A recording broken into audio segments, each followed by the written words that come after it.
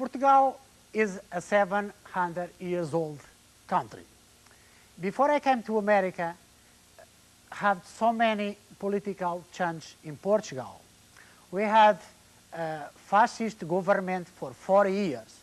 We had there a president in that time, was a long time, was no freedom to speak.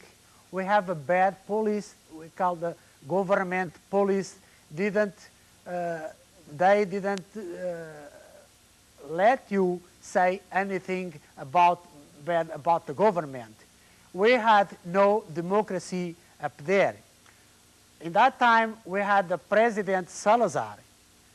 He was a friend of Hitler and Franco. Portugal had under this leadership lots of countries in Africa. We had Angola, Mozambique, Timor, Guinea, Cabo Verde, São Tomé e Príncipe. And in 1960, the war broke out in Angola because all these countries want independence from Portugal. And the Portuguese government start to send military troops up there to make order and try to keep that country's Portuguese. I was there in Mozambique for 26 months, since 1972 to 74. And in 1974, we had a revolution in Portugal in April. So the fascist government was overthrown, was replaced with a democratic government, and that bad police, the government police, was jailed, and some ran away out of the country. And where I lived, I had a neighbor lived a few doors from my house.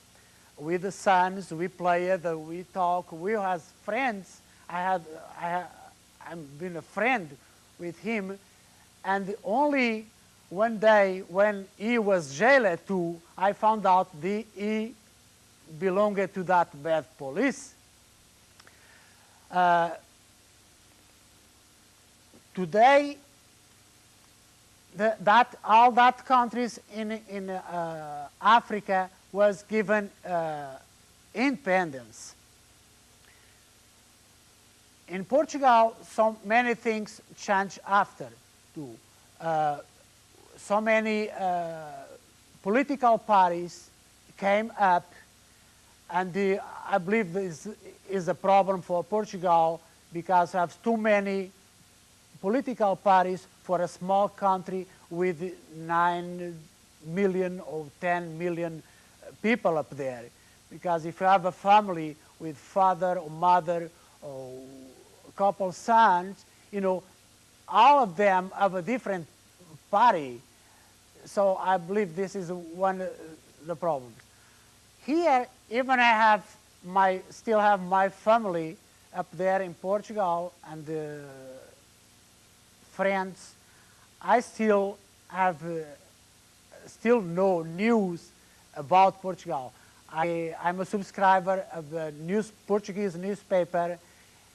Is published in Newark, New Jersey, and so I keep to know some news, the most important news about Portugal. Today, Portugal is a part of the European community in Europe. It's some change because before, if I want to go to Spain, our neighbor, we needed a passport. And today, you know, the frontiers are open and you are free to go to all of that countries, Germany, France, all these European countries. In a couple years or few years, all that countries, European community, will share the same currency. We'll have the same kind of money for all that countries.